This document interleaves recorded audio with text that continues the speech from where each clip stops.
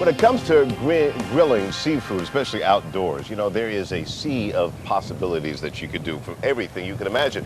But this morning we're going to focus on shrimp and a great recipe for shrimp and a little bit of salad. And of course, the only way to do that is we go to the executive chef from the Philadelphia Fish Company, Chef Justin Rambo Garwood. Welcome back as always. Oh, thank you. Glad to be here. Hey, let's talk about, you're going to make today what?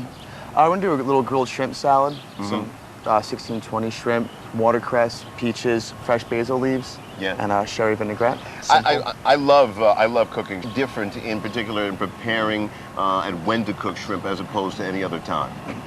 Shrimp you'd want to cook over the highest heat possible. The most important is to pull them off the grill just before it's finished. Yeah. It will carry over to cook when it comes off the grill. Overcooked shrimp tend to be tough and rubbery. They're not nearly as delicate in flavor. You lose a lot of the fresh sea flavor if you over grill them. Okay, well let's start on the recipe, what you're going to make today. We'll talk as you're cooking. Okay, these are just a few jumbo 1620 shrimp. The bigger the shrimp are, the better they are on the grill. I was wondering, I was cooking shrimp a couple of days ago and mine were falling through the slits and I was not happy about that. Yeah, the bigger the shrimp, the better it is for grilling, because they had said before about drying out, and like as you said about falling through. You really don't want to grill anything smaller than a 1620. Preparing to grill. Yeah, a little fish, a little oil on the fish. And then do what? And you like to do what? Just put a little oil, you like seasoned oil, flavored oil in a little cup or bowl, and then what? Go over the grill and just like wipe that? the grill down, yeah. If you get both surfaces lightly lubricated, you won't have any problems with stickage, which is a problem fish tends to have on the grill. Okay. Like them nice and easily. And what little extra special recipe do you like to put on your shrimp to make it stand out? As little as possible. I really like the flavor of the fish to stay on its own and just kind of put together accoutrements to really kind of show how great the product really is. So just almost let it speak for itself. Exactly. So a little salt and pepper. How long will we cook these puppies out here? Maybe we're gonna cook these for 2 minutes aside. Not much more than that, though. Right. You don't want to overcook it. No, you definitely don't want to overcook these. And you definitely want to stay a little bit away from the marinade if possible. It's a matter of preference. I personally think marinade can overwhelm the shrimp pretty easily. What about when you're doing like swordfish or salmon and stuff like that? I think it's a little bit of a different story because they're a much stronger flavor. And they're also a lot larger. These are pretty small shrimp. You're making a fabulous recipe that takes me back to my childhood, and that is watercress.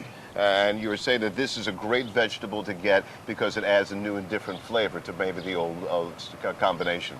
Right, it's got a little more crunch than you normally find in a spring mix, and it's a little bitter, and it's got a nice peppery finish, which is just really, really refreshing when it's hot out like it is today. And what are you going to add to it? You got peaches here. I have peaches. I like the sweetness of peach with the sweetness of basil to kind of reinforce the sweetness from the shrimp.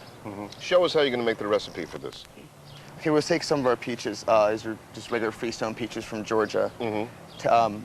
Slice them in half this way. Yes. You can spoon the pit out. It separates easily from one side. And is your grill on here, Justin? All right, grill should be on. Let's see. Yeah, it is. Well, okay.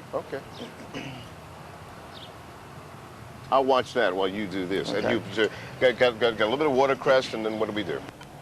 A few of our sliced peaches. A little kosher salt. A little bit of sherry vinegar for some light sweet acidity. A little extra virgin olive oil.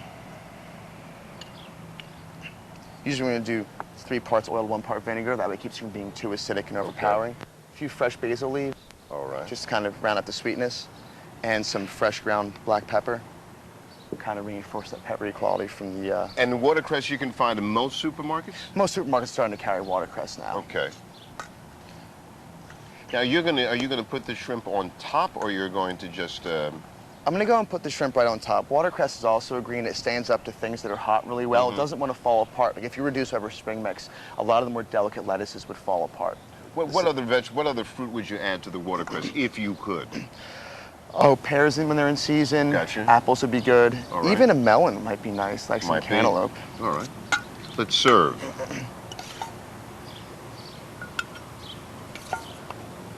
Now, do you arrange the shrimp as you like, or any way or do you have a design that you like to do? Well, you just kind of want to find the hot spots on the grill, and you want to cook the shrimp over the hottest spot possible and pull them off just before they're finished. Okay. We have some that are already prepared. Let's use these. Okay. You have a big competition coming up, don't you? I do. It's in about a week and a half. It's a competition to find the best chef in Philadelphia to go on farther in to find the best one in the state. Are you the favorite to win? Oh, I'd like to think so. I'd like to think so too. This is really colorful. This seems very quick and easy. It also seems kind of healthy, Justin. I kind of like that. It's extremely healthy. No saturated fats whatsoever. All right. We're with Justin Rambo Garwood of the Philadelphia Fish Company. He's making an absolutely fabulous dish here. And we're going to come back and taste it with Gwen Owens. He's also known as the vegetable king, am I right? That's right. And he loves vegetables, and the watercress salad is evident of that. We're going to take a quick break. Be right back. Stay with us.